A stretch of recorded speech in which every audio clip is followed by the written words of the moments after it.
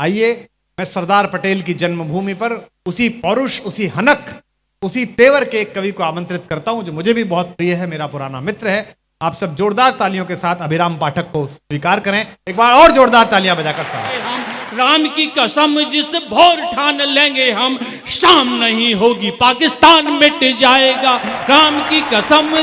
कश्मीर हमारा क्यों है? लोग मुझे समझाया करते हैं, मुझसे जो बड़े लोग हैं, कि तुम बहुत खतरनाक पढ़ते हो, बहुत तेज पढ़ते हो और कहीं ऐसा ना हो कि किसी आतंकवादी दलों के निगाह में पड़ जाओ। तो मैंने कहा जो ऊपर वाले ने ये नेमत बख्शी है, जब ऊपर वाले ने कभी बनाया है, कलमकार बनाया, तो फिर डर किस बात का है? केसर की तरुणाई का काश्मीर जो वृंदावन है, प्रेम ग्रंथ चौपाई का।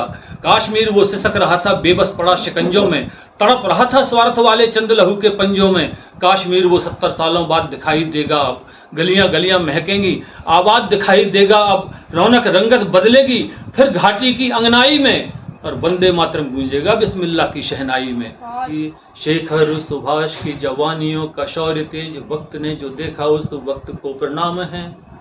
शेखर सुभाष की जवानियों का शौर्य तेज वक्त ने जो देखा उस वक्त को प्रणाम है। देश की स्वतंत्रता की यज्ञ वेदियों में हुई एक एक आहुति के भक्त को प्रणाम है।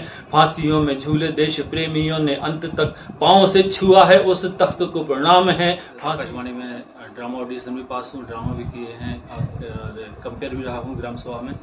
बुंदेली का 1-1.5 साल में 93 में मैंने फर्स्ट ऑडिशन दिया था ग्राम सभा कंपेयर का, तो 1-1.5 साल में ग्राम सभा कंपेयर रहा। फिर इसके बाद 95 में अनाउंसर का ऑडिशन दिया था, तो अनाउंसर हो गया था।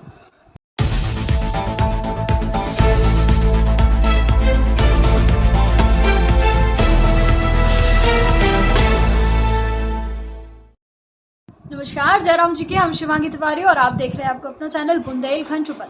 बुंदेलखंड चुपल आप पहुंचो है अभिराम पाठक जी के पास। अभिराम पाठक जो कि बहुत ही अच्छे कवि हैं और कोनो पहचान के मोहताज भी नहीं है, तो हम सीधे बिना समय गवाए और उन्हीं से बातचीत करें और उन्हीं से जाने कि आखिर कौन तरीका से भी कविता करत है, कौन कौन क्षेत्र में आखिर कैसे रुचि आई, तमाम बातें हैं। तो सीधे उन्हीं से जाके बातचीत करने, तो आओ सीधे उन्हीं से आप सभी का रूबरू करें।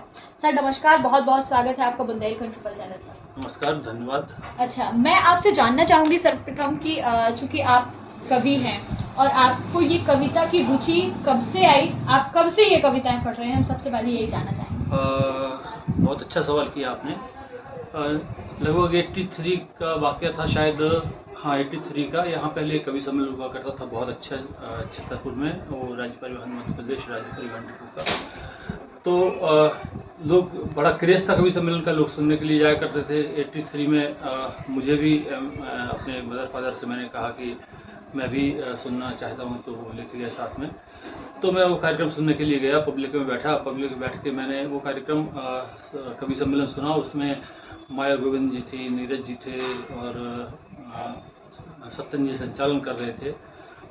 तो बहुत अच्छा लगा और अंदर तक छू गया वो, और इतना अच्छा लगा कि मैं रात भर सुनता रहा। फिर सुबह जब मैं लौट करके आया तो फिर मुझे लगा कि मैं भी लिख सकता हूँ कविता।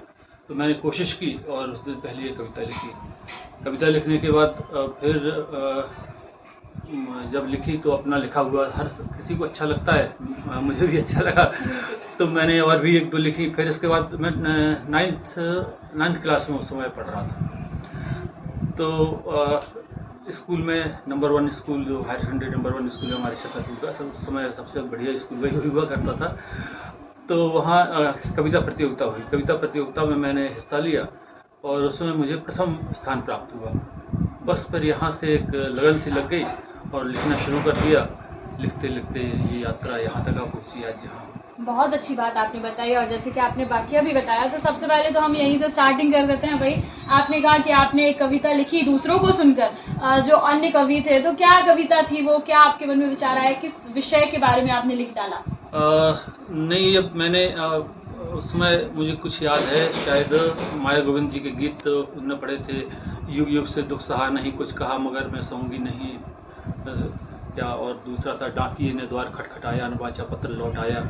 ये माया गोविंद जी के गीत थे। और नीरज जी के भी थे, बड़ी कारवां गुजर गया गुबार देखते रहे।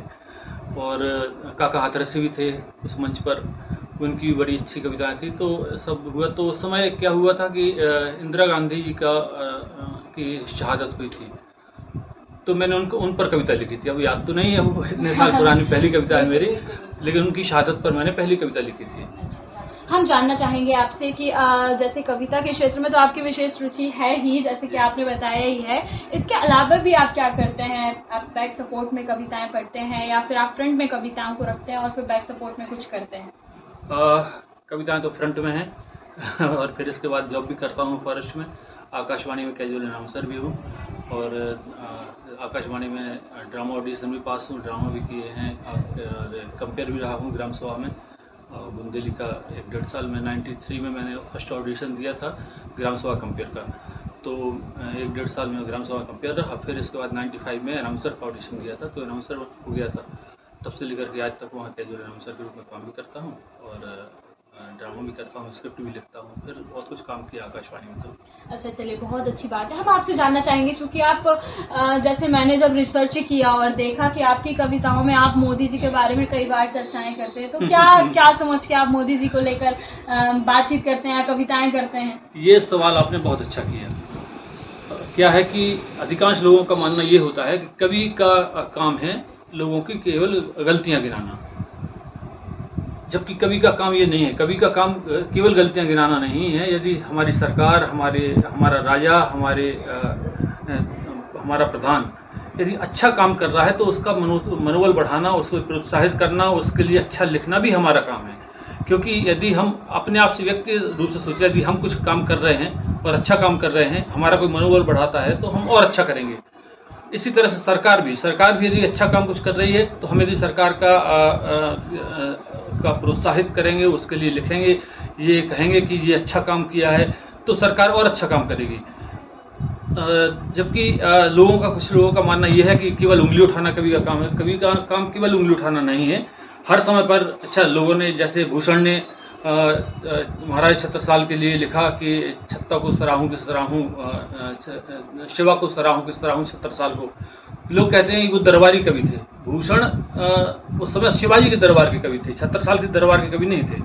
उन्होंने लिखा लेकिन छत्रसाल के लिए। जब उन्होंने देखा, आपको शायद वो घटना याद रही होगी, पता होगी कि जब भूषण छतरपुर यहाँ महाराज छत्रसाल के दरबार में आए तो एक पालकी उनको लेने के लिए गई राज्य की सीमा के बाहर तक, और वो पालकी में 4 कहार लगे हुए थे, भूषण को लेकर के आई। जब महलों के सामने पालकी आ गई तो भूषण ने कहा कि अपने महाराज से कहो जा करके कि भूषण आए हैं, महाकवि भूषण आए हैं। तो पीछे से एक कहार निकल के आता है उस पालकी के पीछे से और प्रणाम करता है। वो कहता है, मैं ही छत्रसाल हूँ। तो ये जब देखा कि राजा छत्रसाल ने कवियों का कैसा स्वागत किया और मतलब उनकी प्रशंसा में उनके मुंह से वही शब्द निकल पड़े थे कि शिवा को सराहूं कि सराहूं छत्रसाल को। तो जब ये परंपरा शुरू से रही है, हाँ, अब हमने जरूर परंपराएं बदल दी हैं, कुछ लोगों की मानसिकता बदल गई है। कुछ कवियों का काम है केवल उंगली उठाना, केवल बुराई करना। लेकिन मेरा मानना ये है कि हमें, यदि सरकार कुछ गलत कर रही है तो हम उसकी उंगली भी उठाएं। सरकार ठीक नहीं कर रही है, हम उसे दोषित भी, उस पर दोषारोपण भी करें।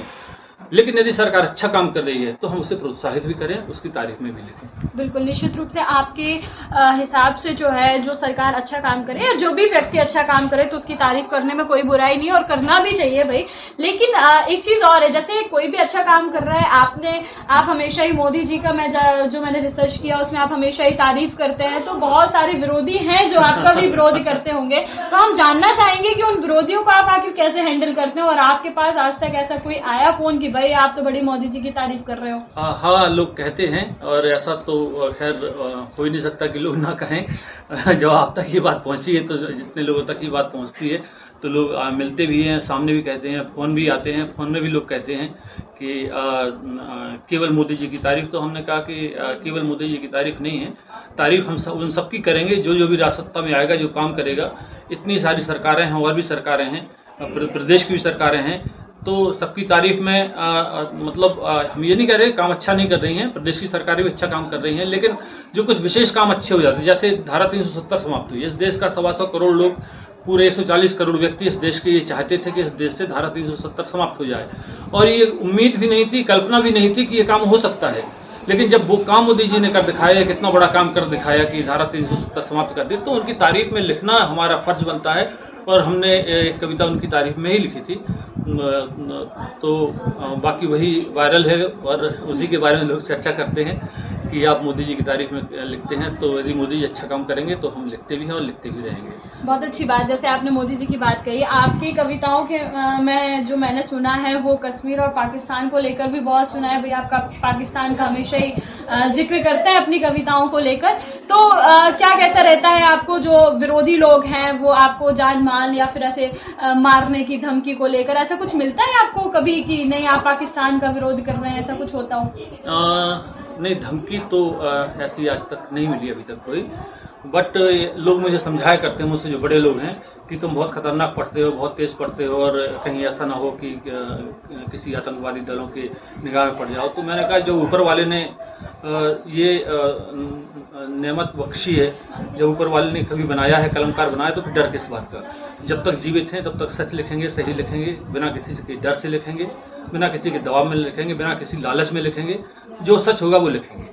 बहुत अच्छी बात है। और एक सच्चे कवि की पहचान ही यही है कि जो वास्तविकता है वो अपनी कलम से लिखे, बात से न लिखे, अपनी कलम जो है वो वही चीज बोले जो सत्यता है। बहुत अच्छी बात है जो है आपने बताई है। एक चीज और हम आपसे पूछना चाहेंगे, कविता ऐसी, और आप जो कविता लिखते हैं वो किस विषय में तैयार करते हैं और किस तरीके से आप तैयार करते हैं? मतलब दिमाग में कैसे आ जाता है कि भाई ये लिखना है और वो शब्द करेक्ट कर जाते हैं, क्या कैसा रहता है ये? कुछ मुझे समझ नहीं आता है। देखिए, कुछ विषय तो ऐसे होते हैं जो ज्वलंत होते हैं, तात्कालिक विषय होते हैं। उन विषयों पर सबको पता रहता है कि ये विषय आजकल चल रहा है, इसमें ये घटना है, ये वो है। कुछ विषय ऐसे होते हैं, जैसे मेरी जो चर्चित रचनाएं हैं, एक भगत सिंह की फांसी है, सैनिक की चिट्ठी है, कर्णवती की राखी है, इनमें यदि ऐसी कोई ऐतिहासिक तथ्यों पर रचना लिखना है तो उसे पढ़ना पड़ता है। जैसे जब कर्णवती की राखी कविता मैंने लिखी तो राजस्थान के कम से कम 7, 8, 10 कवियों से मैंने चर्चा की, राजस्थान का इतिहास पढ़ा, कर्णवती का इतिहास पढ़ा, और कर्णवती पर जो कविताएं लिखी गई, प्रताप नारायण मिश्र जी की कविता पढ़ी, और वहाँ के कई साहित्यकारों से उस पर चर्चा की, शोध किया। शोध करने के बाद फिर वो कविता निकल के आई। तो वो ऐसे है। और जो ऐतिहासिक कविताएं हैं वो उसका इतिहास पढ़ने खंगालने के बाद जो मन में वो आता है, फिर एक पृष्ठभूमि बनती है कि यहाँ से कविता शुरू होना है। और जो ज्वलंत विषय हैं, ज्वलंत विषयों पर तो सामान्यतः आपके सामने रहते हैं, अपने आप ऊपर वाला पता नहीं कैसे क्या पंक्तियाँ उठा देता है। और कभी कभी तो ऐसी कभी मेरे साथ तो ये मतलब, हालांकि जो भी हम लोग लिखते हैं वो सब हम ये मानते हैं कि माँ सरस्वती आकर के देती है हम लोगों को, हम लोग केवल वाचक हैं, देना तो उसी का काम है। क्योंकि कभी कभी बैठे रहते हैं रात भर, कविता की एक लाइन नहीं निकलती और कभी 2 घंटे में पूरी कविता लिख जाती है। जैसे मेरी कविता गौ हत्या पर थी, तो वो मैंने एक घटना पढ़ी थी कि गाय को मार करके और उसका छील के उसे घसीटते हुए ले जाते थे। जब ये पढ़ा इतना दर्द हुआ, और वो कविता 2 घंटे में लिख गई थी। तो ऐसी भी कविताएं हो जाती हैं, या तात्कालिक जो विषय होते हैं उन पर भी कविताएं हो जाती हैं। फिर दूसरी बात ये है कि हम किस विषय से कितने सहमत हैं, ये भी होता है। हम उस विषय से सहमत हैं तो लिखेंगे, यदि हम उस विषय से सहमत नहीं है, हमारी विचारधारा सहमत नहीं है, तो नहीं लिखेंगे, क्योंकि कविता तो अंदर से निकल के आती है। बिल्कुल बिल्कुल, बहुत अच्छी बात आपने कही है। एक चीज़ और हम आपसे जानना चाहेंगे, कविता को आप युवाओं को, मतलब युवा जो है, यो नई पीढ़ी निकल के आ रही है, कविता को किस प्रकार से देख रहे हैं, कवि सम्मेलनों को किस प्रकार से देखते हैं, कितनी प्रतिशत इनकी उपस्थिति रहती है, और इनका युवाओं को आप क्या संदेश देना चाहेंगे कविताओं के? युवा वर्ग अब कवि सम्मेलनों में बहुत मिलता है, और अब तो ये देखो IIT कॉलेज, इंजीनियरिंग कॉलेज वगैरह में भी कवि सम्मेलन होते हैं। और हमने ये देखा है कि हम जब आम कवि सम्मेलनों में जाते हैं तो उस उत्साह से लोग सुनते हैं, जो कवि सम्मेलन के श्रोता होते हैं, सुनते हैं, तालियां भी बजाते हैं। लेकिन जब हम किसी कॉलेज के और युवाओं के बीच में जाते हैं तो जो रिस्पॉन्स हम लोगों को मिलता है वो अद्भुत मिलता है, गजब का मिलता है। मतलब वो तो महीनों तक याद रहता है कि वहाँ छात्रों ने किस प्रकार हम लोगों को सुना, कैसी तालियां बजाएं, टेबल पे खड़े होकर के लोग रिस्पॉन्स देते हैं, तो खड़े होकर के तालियां बजाते हैं। और युवा ज़्यादा सक्रिय है और युवा ज़्यादा पसंद करता है कविताओं को। इतना ज़रूर है कि कविताओं में कुछ हम लोगों को लेकर के ऐसा आना पड़ता है ताकि आदमी के हृदय तक पहुँचे, उसके अंतर्मन तक पहुँचे, तब तो वो प्रोत्साह, तब तो वो सुनेगा और पसंद करेगा। यदि कविता ऐसी होगी जो व्यक्ति के हृदय तक नहीं पहुँचेगी, उसमें कोई मारक चीज़ नहीं होगी, उसमें कोई पंक्तियाँ ऐसी नहीं होगी जो लोगों के हृदय तक पहुँचें, तो फिर लोग नहीं सुनेंगे, पसंद नहीं करेंगे। और जो मंच पर कवि जाते हैं वो तो यही कोशिश करते हैं कि उन्हें तो उनके सामने एक चुनौती होती है। आपको बताएं, एक कविता में 10 से 12, 15, 16 प्रकार के लोगों को सेटिस्फाई करना पड़ता है, क्योंकि हमारा जो श्रोता वर्ग होता है उसमें पढ़े लिखे होते हैं, बिना पढ़े लिखे होते हैं, बिजनेस वाले होते हैं, महिलाएं होती हैं, बुजुर्ग होते हैं, साहित्यकार होते हैं और युवा कवि भी होते हैं और कुछ ऐसे लोग असामाजिक तत्व भी होते हैं। तो इन सारी कैटेगरी के लोगों को एक कविता से हमें संतुष्ट करना है।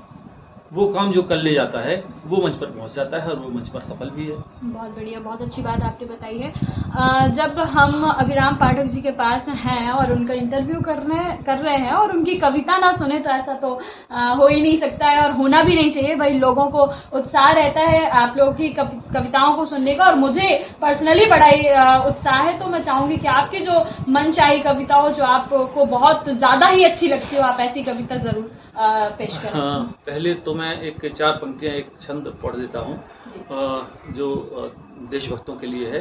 मैंने प्रणाम निवेदित किए हैं, प्रणाम है उसमें, प्रणाम कुछ नई जगह तक पहुँचे हैं कि शेखर सुभाष की जवानियों का शौर्य तेज वक्त ने जो देखा उस वक्त को प्रणाम है। शेखर सुभाष की जवानियों का शौर्य तेज वक्त ने जो देखा उस वक्त को प्रणाम है। देश की स्वतंत्रता की यज्ञ वेदियों में हुई एक एक आहुति के भक्त को प्रणाम है। फांसियों में झूले देश प्रेमियों ने अंत तक पांव से छुआ है उस तख्त को प्रणाम है। फांसियों में झूले देश प्रेमियों ने अंत तक पांव से छुआ है उस तख्त को प्रणाम है। जिस रक्त ने उबाल दिया कायरों का रक्त, ऐसी वीर जननी के रक्त को प्रणाम है। जिस रक्त ने उबाल दिया कायरों का रक्त, ऐसी वीर जननी के रक्त को प्रणाम है। और कुछ पंक्तियां उस कविता की भी मैं पढ़ना चाहता हूं जिसके बारे में आपने बीच में उल्लेख किया था। तो जब चूंकि आपने उसका उल्लेख कर ही दिया था तो मैं पढ़ना चाहता हूं कि वो क्यों किस टाइप से आई है और क्यों वो जरूरी थी कविता। जी जी। कि काश्मीर जो देवभूमि है, देवों की जो गाथा है, काश्मीर जो भारत माँ के स्वाभिमान का माथा है, काश्मीर जो ऋषि मुनियों की घोर तपस्या का फल है, काश्मीर जो पूजा थाली में रखा पावन जल है, काश्मीर जो औषधियों के बीज मंत्र का अर्पण है, काश्मीर जो स्वर्ग लोक का इस धरती पर दर्पण है, काश्मीर जो नंदन वन है केसर की तरुणाई का, काश्मीर जो वृंदावन है प्रेम ग्रंथ चौपाई का, काश्मीर वो सिसक रहा था बेबस पड़ा शिकंजों में, तड़प रहा था स्वार्थ वाले चंद लहू के पंजों में, काश्मीर वो 70 सालों बाद दिखाई देगा अब, गलियां गलियां महकेंगी, आबाद दिखाई देगा अब, रौनक रंगत बदलेगी फिर घाटी की अंगनाई में, और वंदे मातरम गूंजेगा बिस्मिल्लाह की शहनाई में। आजाद परिंदे चहकेंगे अब मोर नचेंगे घाटी में, लगे कर्ण को प्रिय ऐसे अब ढोल बजेंगे घाटी में, कान फाड़ने वाला अब हर ढोल बदलने वाला है, और 56 इंची सीना अब भूगोल बदलने वाला है। बहुत बढ़िया, 56 इंची सीना अब भूगोल बदलने वाला है। तो बहुत अच्छी कविता आप सभी के समक्ष पेश की है अभिराम पाठक जी ने। तो इतना ही, और इन्होंने बहुत सारी चीज़ें हमें बताई हैं, अपने बारे में भी बताई हैं और किस तरीके से ये कविताएं पढ़ते हैं। एक चीज़ और आखिरी प्रश्न मैं करना चाहूँगी, कहाँ कहाँ आपने जो है अभी तक अपनी कविताओं के माध्यम से लोगों का दिल जीता है, लोगों का मन मोह लिया है? कहाँ कहाँ आप जा चुके हैं अभी तक? लगभग पूरे देश में के अधिकांश प्रदेशों में, जो सीमावर्ती प्रदेश हैं जैसे सिक्किम है, गोवा है, गोवा से तो अभी लौट के आ रहा हूँ मैं, और इसके अलावा नेपाल भी पढ़ा है, भूटान भी पढ़ा है, और पूरे देश में लाल किले से लेकर के जितने भी देश में बड़े बड़े कवि सम्मेलन होते हैं सब में पढ़ने का सौभाग्य प्राप्त हुआ है। अधिकांश चैनलों में पढ़ने का सौभाग्य प्राप्त हुआ है, और जनता का पूरा भरपूर, हमारे श्रोताओं का प्यार, स्नेह अद्भुत मिलता है, और मतलब लगता है कि ऊपर वाले ने शायद सब कुछ दे दिया है। बहुत अच्छी बात है। तो हमारे बीच में थे अभिराम पाठक जी। ऐसे ही बहुत सारे लोग हम आपके बीच में लाते रहेंगे। बने रहिए सिर्फ बुंदेलखंड चुपल भी शिवांगी तिवारी के साथ। तो आज थे हम कैमरामैन सुरेश तिवारी के साथ, मैं शिवांगी तिवारी, और बने रहिए सिर्फ बुंदेलखंड चुपल।